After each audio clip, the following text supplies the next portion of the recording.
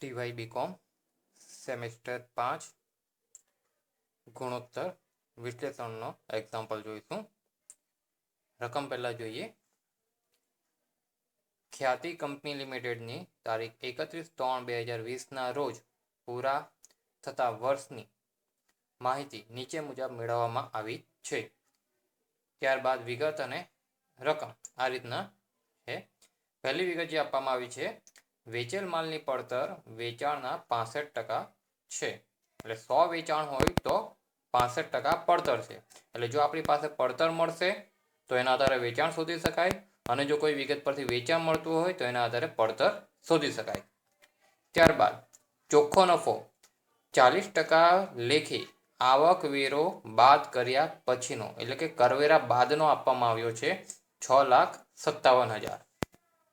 ત્યારબાદ શરૂઆતનો stock 4,40,000, છેવટનો stock 5 lakh. એટલે આ બંનેનો ઉપયોગ કરશું, શરૂઆતનો સ્ટોક અને છેવટનો સ્ટોક, તો એના આધારે આપણને સરેરાશ સ્ટોક મળશે.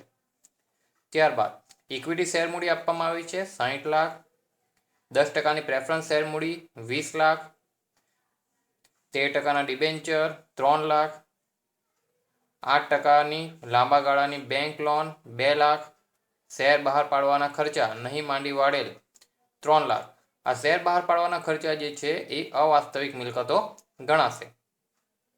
ત્યારબાદ રાખી મૂકેલી કમાણી એટલે કે અનામત વધારો 15 લાખ, કાયમી મિલકતો 80 લાખ, ચાલુ મિલકતો 20 લાખ, સ્ટોક ચલન દર 6.5 વખત. હવે જ્યારે પણ આ રીતના કોઈક ગુણોત્તર આપવામાં આવ્યો હોય તો એનાથી આપણે નોર્મલી આ પ્રકારના એક્ઝામ્પલની શરૂઆત થતી હોય છે, એટલે કે વિગતો જે ખૂટતી હોય તે આપણને મળતી હોય છે.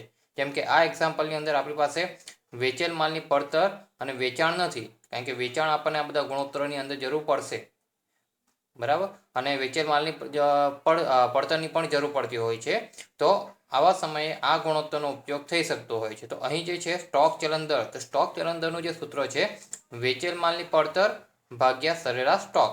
તો અહીં વેચેલ માલની પડતર એ આપવામાં આવી નથી, પણ છેદમાં જે સરેરાશ સ્ટોક જે છે એ સૂત્રની અંદર આવે છે, પણ સરેરાશ સ્ટોક અહીં મળી શકે એવો છે.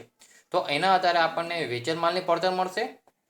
આ સૂત્રના આધારે સ્ટોક ચલન દર પરથી વેચેલ માલની પડતર અને વેચેલ માલની પડતર મળશે તો એના આધારે વેચાણ મળી જશે. એટલે આ રીતના જ્યારે પણ કોઈ ગુણોત્તર કે બીજી કોઈ વિગત આપવામાં આવી હોય વધારાની, તો એના આધારે આપણે એક્ઝામ્પલની શરૂઆત કરી શકતા હોય, અથવા ખૂટતી વિગતો જે હોય એ આપણે મેળવી શકતા હોય છે. એટલે આપણા એક્ઝામ્પલની શરૂઆત પણ આપણે પહેલાં સ્ટોક ચલન દરથી કરશું. તો હવે એની આપણે ગણતરી જોઈએ. સ્ટોક ચલન દર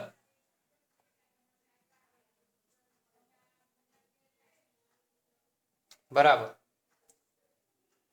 વેચેલ માલની પડતર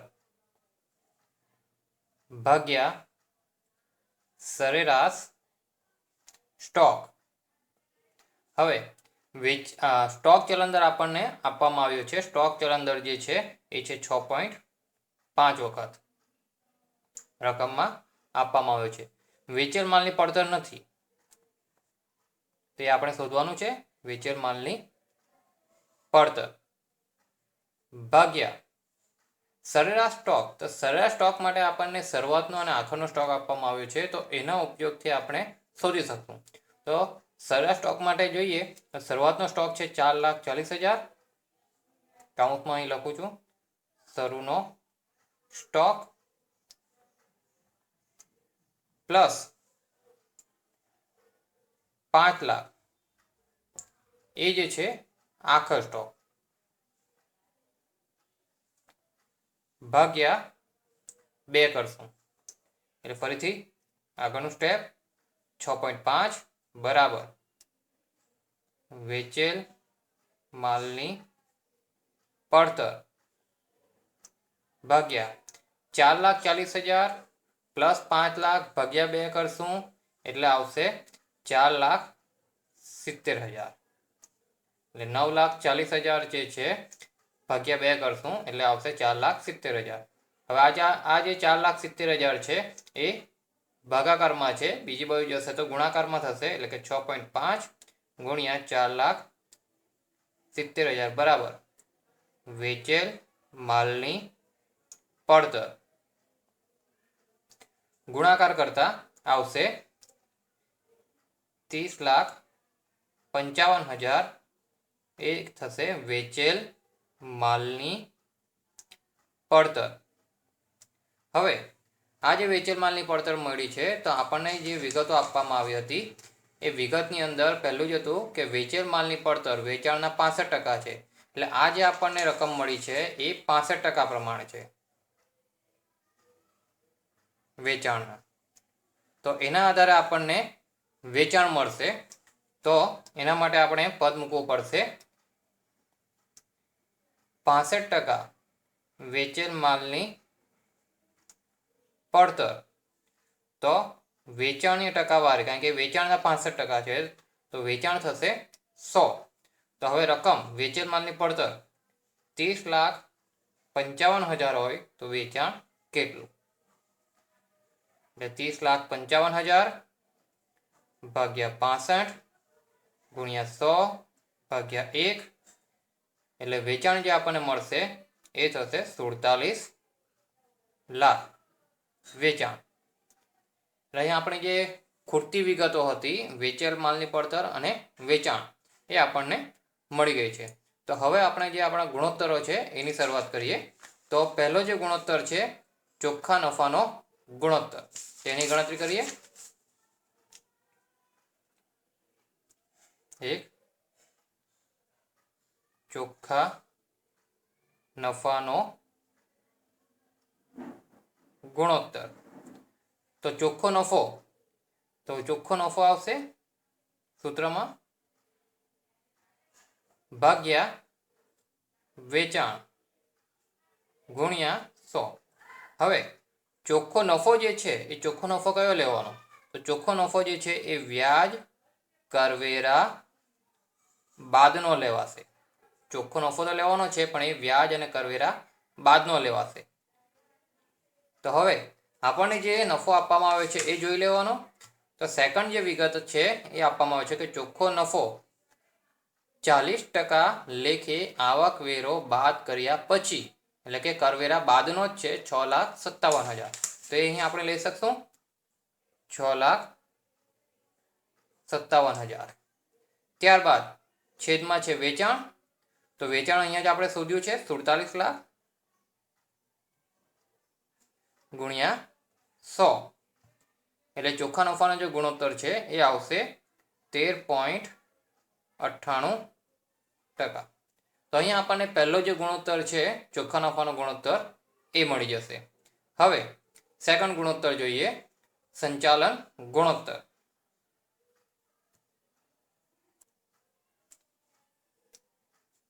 સંચાલન ગુણોત્તર બરાબર, એનું સૂત્ર છે વેચેલ માલની પડતર પ્લસ સંચાલન ખર્ચ ભાગ્યા વેચાણ ગુણ્યા 100। હવે વેચેલ માલની પડતર, તો વેચેલ માલની પડતર આપણી પાસે છે હમણાં જ આપણે શોધી છે, તો એ છે 30,55,000। સંચાલન ખર્ચ તો એ આપણી પાસે નથી। ત્યારબાદ વેચાણ, તો વેચાણ પણ હમણાં શોધ્યું છે આપણે 47 લાખ ગુણ્યા 100, તો આપણી પાસે સંચાલન ખર્ચ નથી, તો અહીં આપણે સંચાલન ખર્ચની ગણતરી કરશું। તો થોડી જગ્યા ગણતરી માટે રવા દઈને સંચાલન ખર્ચા,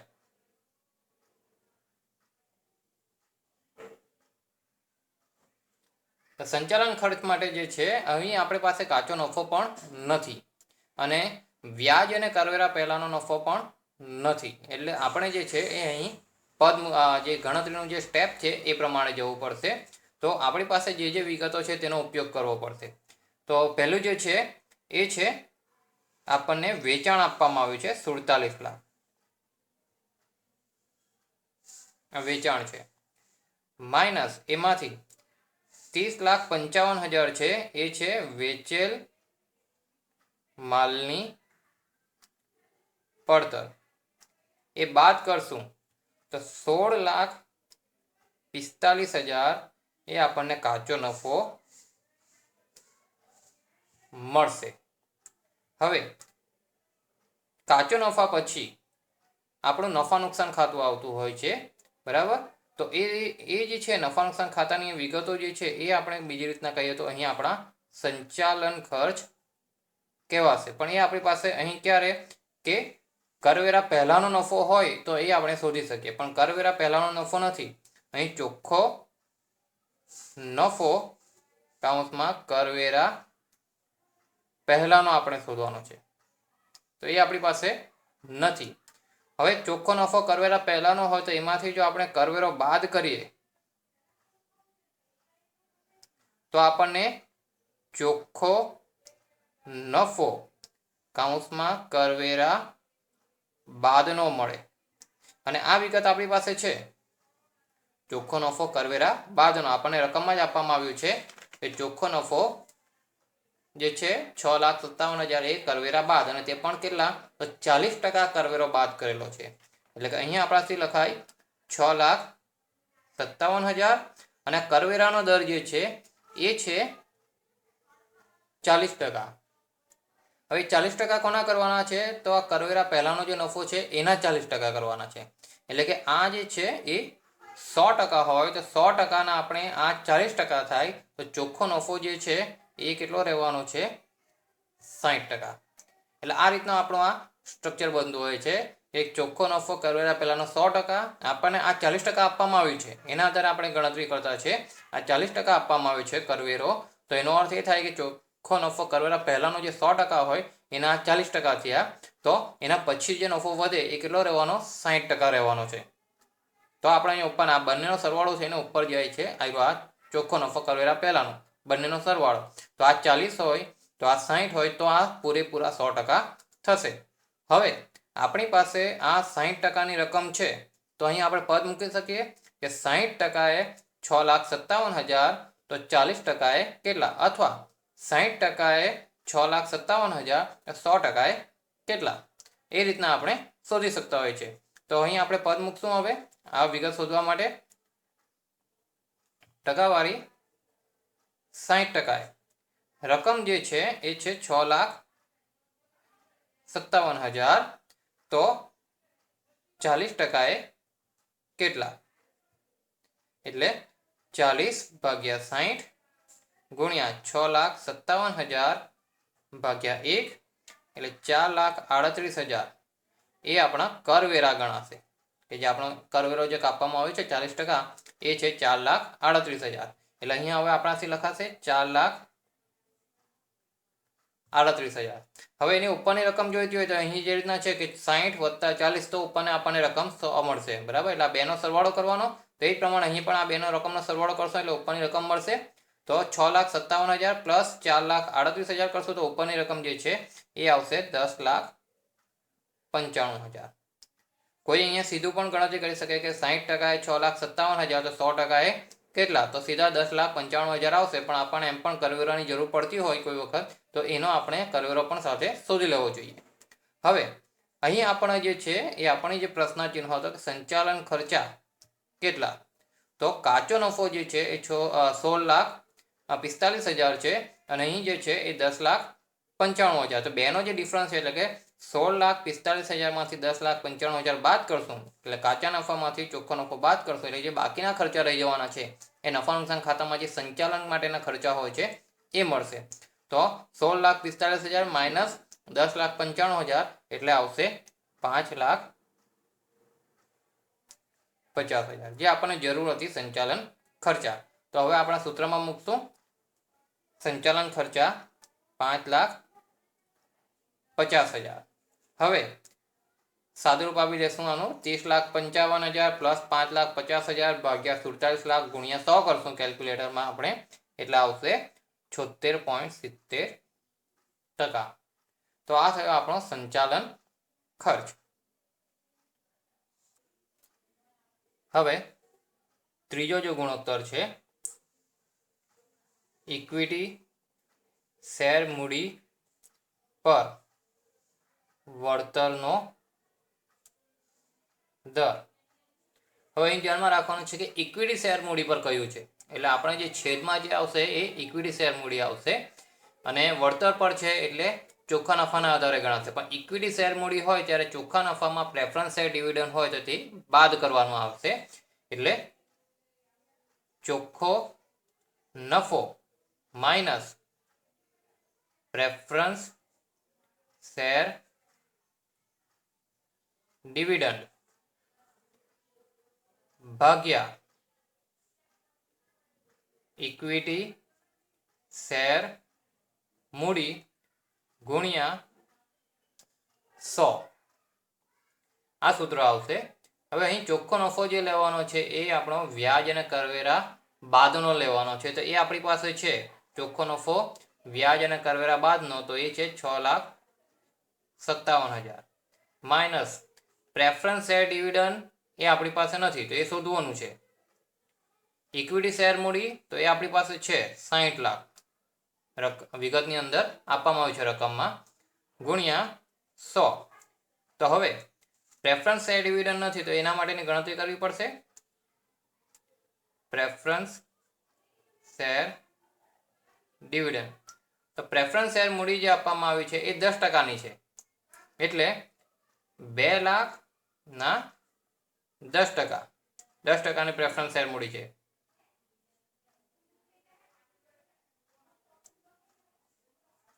એટલે 2 લાખની પ્રેફરન્સ શેર મૂડી છે એના 10% કરશો, ડિવિડન્ડનો દર 10% છે એટલે આવશે 20 લાખ છે, 20 લાખના 10% કરશું એટલે આવશે 2 લાખ. એટલે હવે પ્રેફરન્સ શેર ડિવિડન્ડ મળી ગયું છે તો પ્રેફરન્સ શેર ડિવિડન્ડ અહીં લખાશે 2 લાખ. હવે સાદુરૂપ આપવાનું થશે તો એ આવશે 4,57,000 ભાગ્યા 60 લાખ ગુણ્યા 100, એટલે ટકાવારી આવશે એની 7.62%.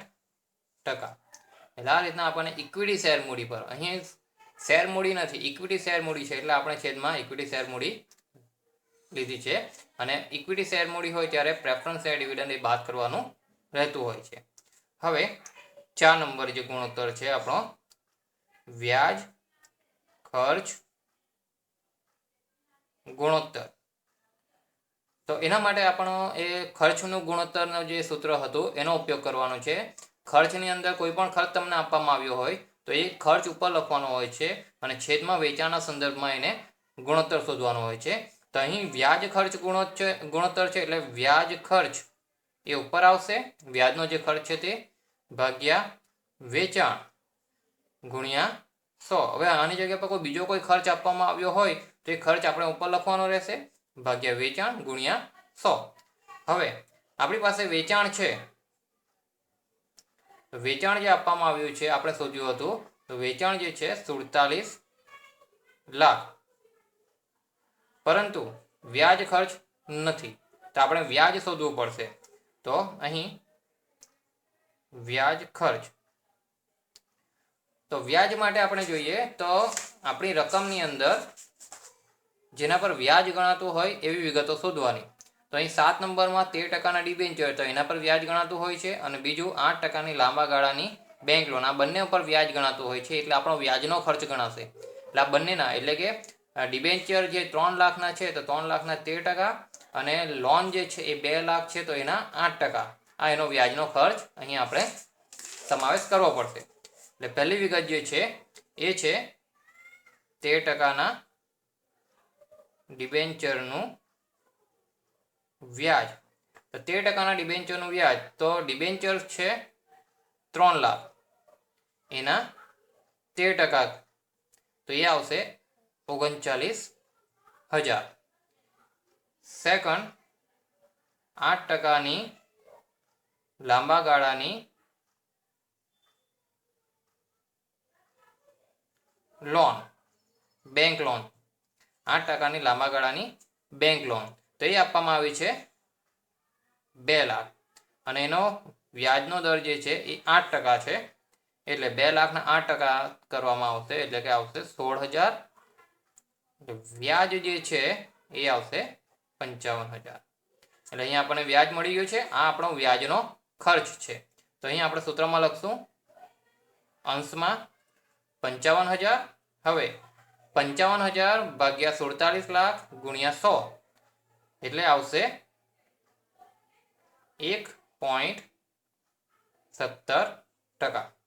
તો આ રીતનો કોઈ પણ ખર્ચ તમને આપવામાં આવ્યો હોય, ખર્ચનો ગુણોત્તર શોધવાનો હોય તો એ શોધી શકાય. અંશમાં ખર્ચ લખવાનો છે, છેદમાં વેચાણ ગુણ્યા 100. હવે 5 નંબરનો ગુણોત્તર, રોકાયેલી મૂડી પર વળતરનો દર બરાબર ચોખ્ખો નફો ભાગ્યા રોકાયેલ મૂડી ગુણ્યા 100. હવે ચોખ્ખો નફો જે લેવાનો છે એ ચોખ્ખો નફો જે છે એ વ્યાજ, કરવેરા પહેલાનો આવશે. ચોખ્ખો નફો જે છે એ રોકાયેલી મૂડીમાં વ્યાજ અને કરવેરા પહેલાનો લેવાનો હોય છે, ભાગ્યા રોકાયેલી મૂડી ગુણ્યા 100. તો હવે ચોખ્ખો નફો જે છે એ આપણે જોઈએ તો ચોખ્ખો નફો આપણને જે આપવામાં આવ્યો છે બીજી વિગતમાં, ચોખ્ખો નફો 40% લેખે આવકવેરો બાદ કર્યા પછીનો છે. તો આપણને પહેલાનો જોયો છે એટલે એમાંથી કરવેરા અને વ્યાજ આપણે પ્લસ કરવું પડશે, તો આપણને મળશે વ્યાજ વેરા પહેલાનો નફો. તો એના માટે ગણતરી કરવી પડશે. તો ગુણોત્તર માટેની થોડી ગણતરીની જગ્યા રહેવા દઈને આપણે પહેલા ચોખ્ખો નફો વ્યાજ કરવેરા પહેલાનો એ આપણે શોધવાનું છે. ત્યારબાદ એની અંદરથી વ્યાજ આપણે બાદ કરીએ. તો વ્યાજ બાદ કરશું તો વ્યાજની અંદર આપણી પાસે રકમો છે, તો વ્યાજની ગણતરી હમણાં જ આપણે વ્યાજ ગુણોત્તર ખર્ચ ગુણોત્તરમાં કરી છે. તો વ્યાજની અંદર આપણી પાસે બે વ્યાજ છે. એક છે 13%ના ડિબેન્ચરનું વ્યાજ, અથવા ટોટલ તમે 55,000 લખી રહ્યો તો પણ ચાલશે, તો એ છે 39,000. બીજું છે 8%ની લાંબા ગાળાની લોનનું વ્યાજ બરાબર 16,000. એટલે બેનો સરવાળો જે છે એ છે 55,000. એ બાદ કરશું એટલે આપણને મળશે વ્યાજ બાદ ચોખ્ખો નફો. વ્યાજ બાદ ચોખ્ખો નફો એ આપણી પાસે નથી. માઇનસ એમાંથી બાદ થાય છે કરવેરો. તો કરવેરો જે છે એ છે 40%. અને આપણે જે અગાઉની એક ગુણોત્તર શોધ્યો હતો, સંચાલન ગુણોત્તર, એની અંદર અહીં આપણે કરવેરો શોધ્યો હતો બરાબર. તો એનો આપણે અહીં ઉપયોગ કરી શકીએ. તો કરવેરો જે છે એ છે 4,38,000. અને કરવેરા બાદ એટલે વ્યાજ અને કરવેરા બાદ ચોખ્ખો નફો એ પણ આપણને આપવામાં આવ્યો છે. તો એ છે 6,57,000. એટલે ઇનડાયરેક્ટલી કહીએ તો અહીંયા આપણને ચોખ્ખો નફો વ્યાજ અને કરવેરા બાદનો આપવામાં આવ્યો છે. એના અગાઉના ગુણોત્તરમાં આપણે સંચાલન ગુણોત્તરમાં કરવેરો શોધ્યો હતો, અને એ ગુણોત્તરમાં આપણે વ્યાજ પહેલાનો વ્યાજ બાદ આપણે જોઈએ તો વ્યાજ બાદ ચોખ્ખો નફો પણ શોધ્યો હતો. તો એ જે છે એ આવશે 10,95,000. અને બીજી રીતના કહીએ તો 6,57,000ની પ્લસ 4,38,000 કરશો, આ બેનો સરવાળો કરશો એટલે આપણને ઉપરની રકમ મળશે, કેમ કે અહીં માઇનસ છે બરાબર. એટલે અહીં આપણે 6,57,000 પ્લસ 4,38,000 એટલે 10,95,000. હવે આપણે એના ઉપરની રકમ જોઈએ છે ચોખ્ખો નફો વ્યાજ કરવેરા પહેલાનો. તો આ બે રકમનો સરવાળો, કેમ કે અહીં પણ માઇનસ છે, તો આ બે રકમનો સરવાળો ઉપર પ્લસમાં આવશે આપણને. એટલે આ બેનો સરવાળો કરશું 10,95,000 પ્લસ 55,000 એટલે ઉપરની રકમ જે આવશે એ છે 11,50,000. તો આ આપણો ચોખ્ખો નફો વ્યાજ અને કરવેરા પહેલાનો મળશે. તો અહીંયા આપણી જે વિગતો છે સૂત્રની અંદર ચોખ્ખો નફો વ્યાજ અને કરવેરા પહેલાનો, તો એક વિગત આપણને મળી ગઈ 50,000. હવે બીજી વિગત જે છે રોકાયેલી મૂડી, તો રોકાયેલી મૂડી આપણે શોધવી પડશે. તો હવે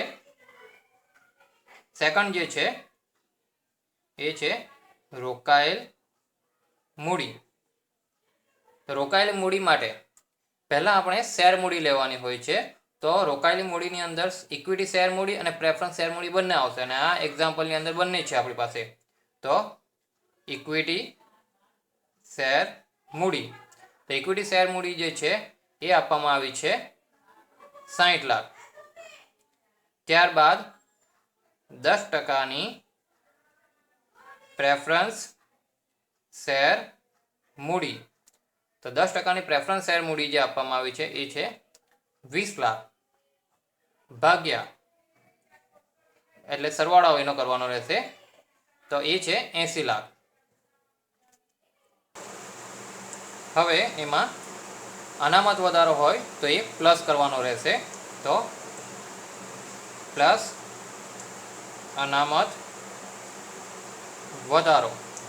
તો અનામત વધારામાં માત્ર એક જ છે, તો એ છે રાખી મૂકેલી કમાણી. આ એક્ઝામ્પલમાં એક જ છે.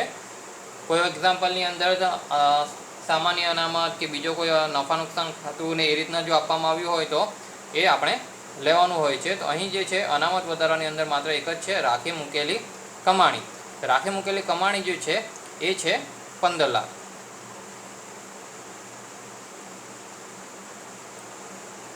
બેનો સરવાળો જે છે એ આવશે 95 લાખ. હવે અનામત વધારો પ્લસ કર્યા બાદ એમાંથી જો અવાસ્તવિક મિલકત હોય પાકા સરવૈયામાં તો એ બાદ કરવાની રહેશે. તો અવાસ્તવિક મિલકતો, તો અવાસ્તવિક મિલકતની અંદર એક જ છે આપણી પાસે, એ છે શેર બહાર પાડવાનો ખર્ચ. શેર બહાર પાડવાનો ખર્ચ, તો શેર બહાર પાડવાનો ખર્ચ જે છે એ આપવામાં આવ્યો છે 3 લાખ. તો એ 3 લાખ બાદ કરવાના રહેશે. તો 3 લાખ બાદ કરતા 95 લાખમાંથી 3 લાખ અવાસ્તવિક મિલકતો બાદ કરશું તો એ આવશે 92 લાખ. તો એને જે કહેવાશે માલિકી ભંડોળ અથવા શેર હોલ્ડરોના ભંડોળ, આ નામથી પણ એને ઓળખી શકાય. હવે આપણને જોઈએ છે રોકાયેલી મૂડી, એટલે આ માલિકી ભંડોળ અથવા શેર હોલ્ડરના ભંડોળની અંદર લાંબા ગાળાના દેવા જે હોય તો એ પ્લસ કરવાના, એટલે પ્લસ લાંબા ગાળાના દેવા. તો લાંબા ગાળાના દેવાની અંદર આપણી પાસે બે છે. એક છે 13%ના ડિબેન્ચર્સ, તો 13%ના ડિબેન્ચર્સ જે છે એ છે 3 લાખ.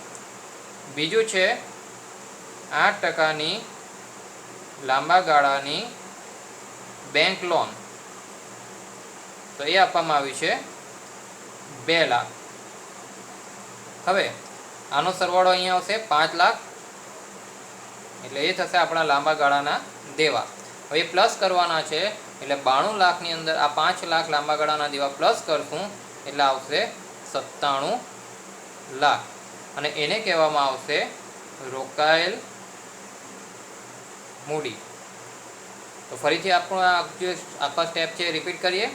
પહેલાં રોકાયેલી મૂડી શોધવા માટે શેર મૂડી જે આપવામાં આવી હોય ઇક્વિટી અને પ્રેફરન્સ શેર મૂડી એનો સરવાળો કરવાનો, એમાં અનામત અને વધારો જે હોય તો તે પ્લસ કરવાનો, એટલે જે રકમ આવે એમાંથી અવાસ્તવિક મિલકતો કોઈ હોય તો બાદ કરવાની. તો ત્યારબાદ આપણને મળશે માલિકી ભંડોળ અથવા શેર હોલ્ડરના ભંડોળ. આ જે ભંડોળ આવ્યા છે એની અંદર લાંબા ગાળાના દેવા જો હોય તો એ પ્લસ કરવાથી આપણને રોકાયેલી મૂડી મળશે. તો હવે આપણને રોકાયેલી મૂડી મળી ગઈ છે, તો ગુણોત્તરની અંદર આપણે આ લખશું. તો રોકાયેલી મૂડી પર વળતર દર છેદમાં રોકાયેલી મૂડી છે અહીં, તો રોકાયેલી મૂડી 97 લાખ હમણાં આપણે શોધી છે, 97 લાખ ગુણ્યા 100. હવે આનું સાદુરૂપ આપીએ તો રોકાયેલી મૂડી પર વળતરનો દર આવશે 11.86%. તો આ રીતના આપણને રોકાયેલી મૂડી પર વળતરનો દર મળશે. હવે લાસ્ટ ગુણોત્તર છે 6 નંબર.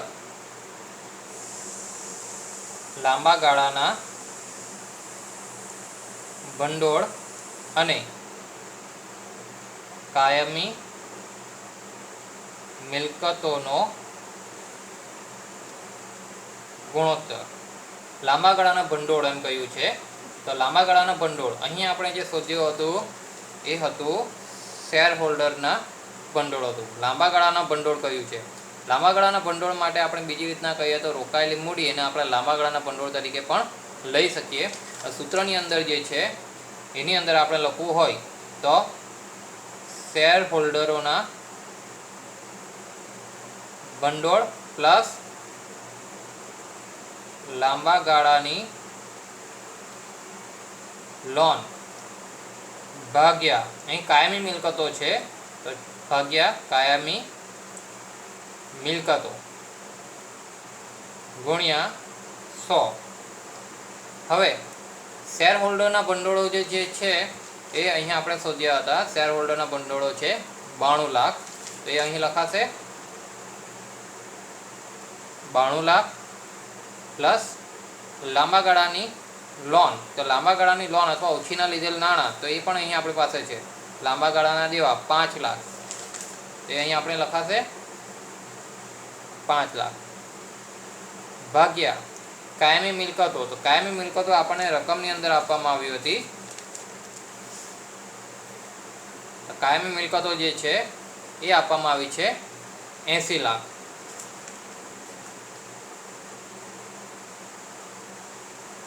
ગુણ્યા 100. હવે અંશમાં આવશે 97 લાખ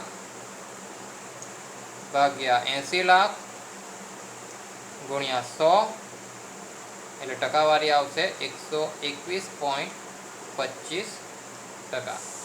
એટલે આને કહેવાશે લાંબા ગાળાના ભંડોળ અને કાયમી મિલકતોનો ગુણોત્તર. તો આપણે જે આ એક્ઝામ્પલની અંદર 6 ગુણોત્તર શોધવાના હતા એ અહીં આપણે શોધ્યા છે.